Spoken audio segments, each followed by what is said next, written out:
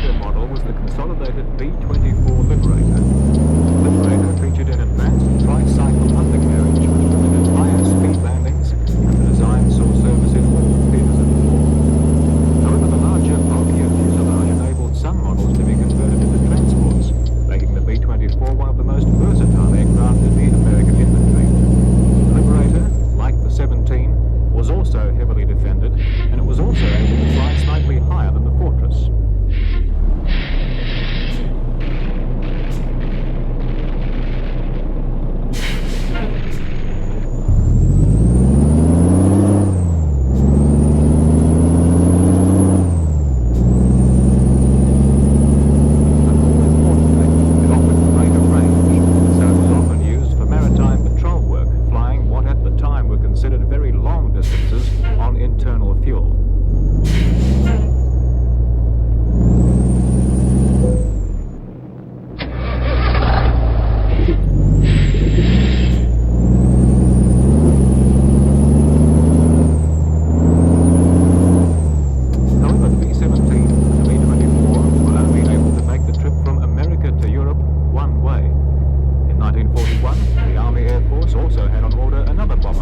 Ultimately able to fly still higher and further than those preceding it. Another Boeing design, the B-29 Super Fortress, was undoubtedly the most powerful bomber of sea service throughout the entire conflict. But even though several hundred were on order, there was not even a single prototype in the air.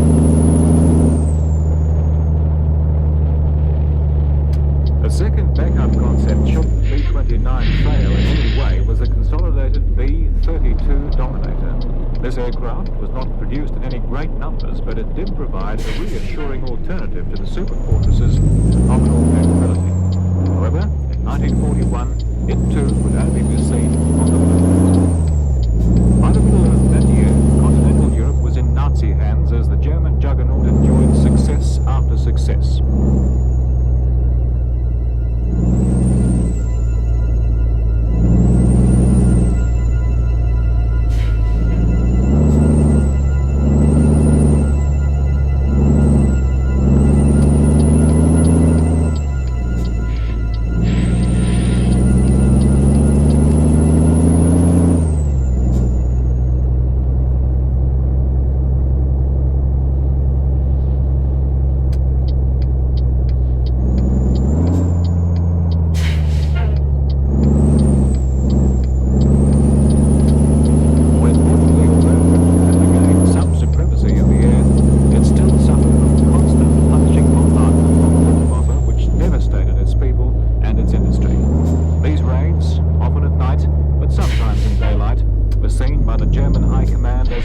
To bring the island nation to its knees.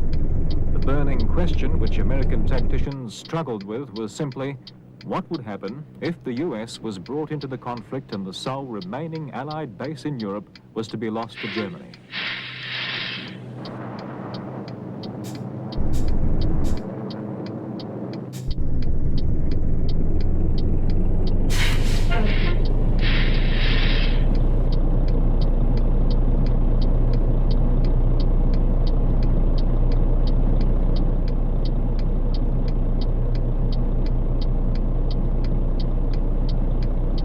One possibility American strategists considered was the development of an aircraft with such phenomenal range that it would actually be able to start from bases on the American East Coast, fly the entire span of the Atlantic to deliver its payload, and then return to continental America without any form of refueling or fight protection. The American aviation industry had produced long-range bombers in the past. The first of these was an early Boeing project, the XB-15. This aircraft was to have a wingspan of almost 150 feet, but needed all of the power of its four 1,000 horsepower engines to lift its 35 tons of bulk into the air. A second experimental long-range bomber was developed by the Douglas Company.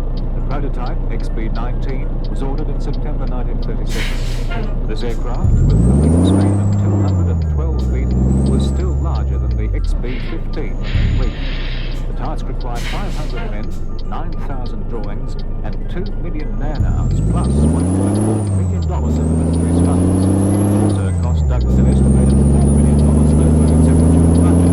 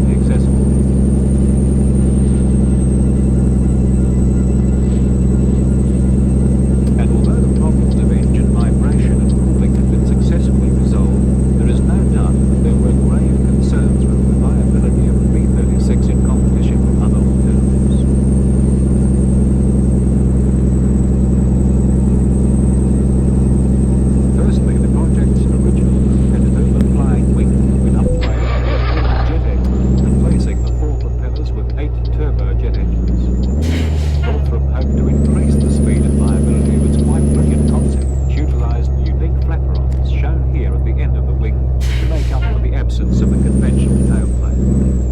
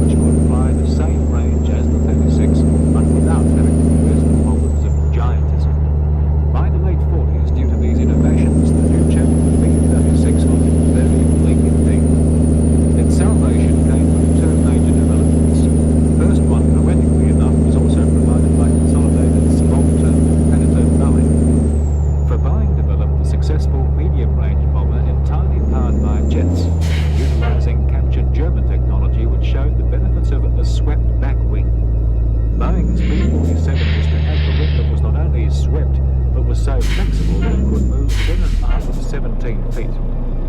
However, so that the wing could remain thin, the 6 engines had to be mounted in pods suspended from below.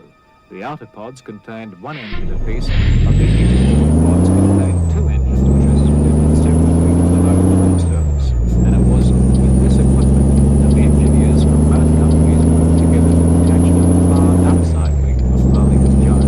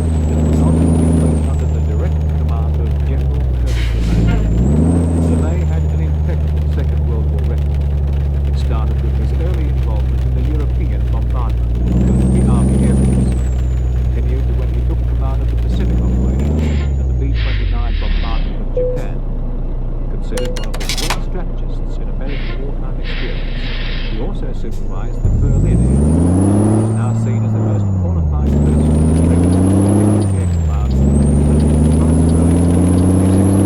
the highest possible stage of readiness.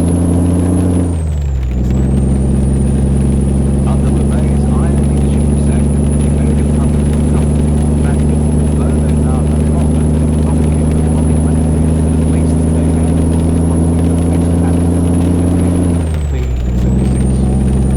So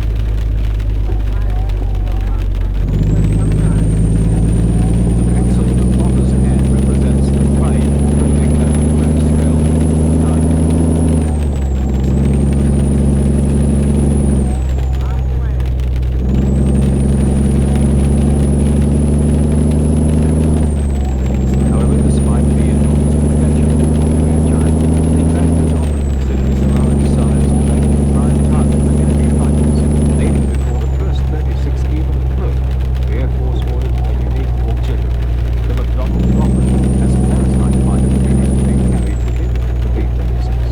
This incredible design consisted of various assemblies and bolt guard wings which would enable the aircraft to be safely concealed within the 36's bomb bay. Never actually used this method, its flight control was conducted from B-29 Punch. Flight trials commenced in 1948. In August, the test pilot installed secured in the cockpit, and all the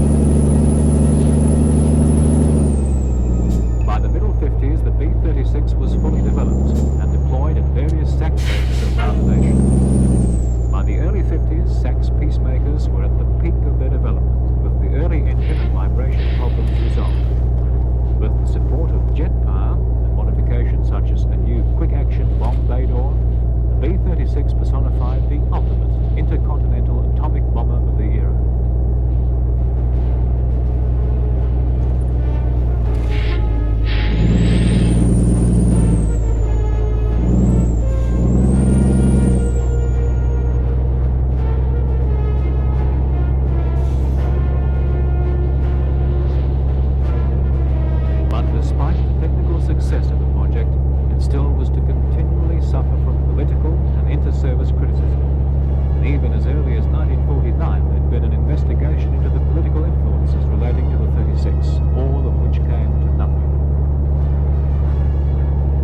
But the Navy's resentment of the Peacemaker was stronger and probably more founded. Its promised 65,000 ton supercarriers would have the capacity to deliver atomic attacks on the Soviet industrial centers, and was cancelled, partly because of the Air Force insistence that the 36 deterrent was far more flexible and did not represent the eggs-in-one-basket philosophy of a carrier. What was equally important was that SAC claimed it was just as able to operate from the edge of enemy territory and in conditions that would have been impossible for naval aviation.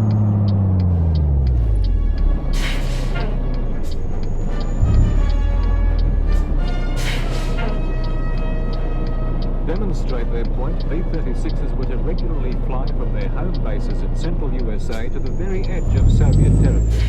Highly trained crews of pilots, navigators, radio operators, engineers and gunners would prepare for long hours of flight, often at very high altitudes, over thousands of miles of frozen wasteland of Alaska.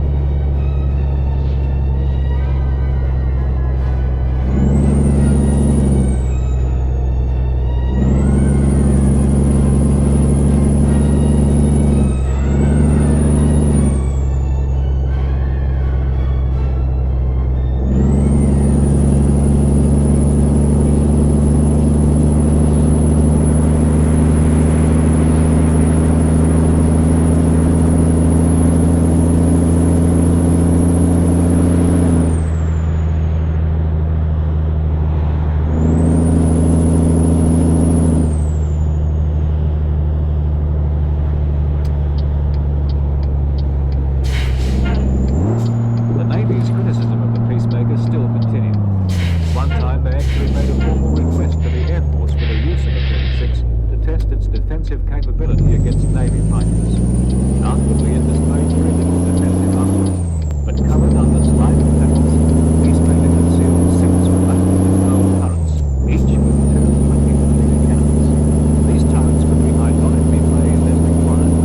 When used in conjunction with the forward nose turret and radar controlled rear turret, combined to offer no less than 16 cannons, covering every approach for a range of over half a mile, making the Peacemaker the most heavily defended aircraft in aviation history.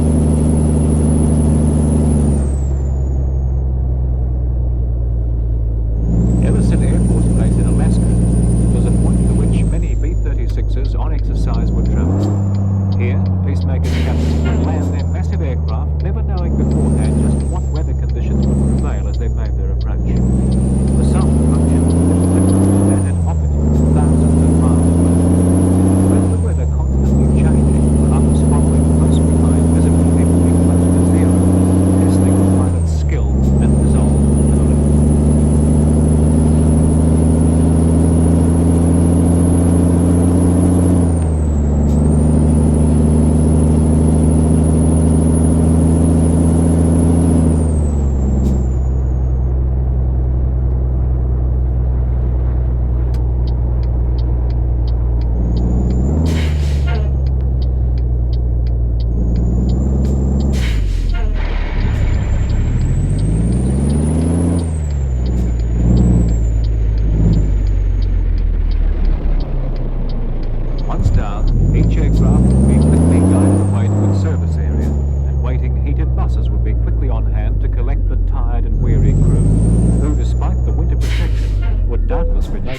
contrast from what might have been Texas to Alaska non-stop.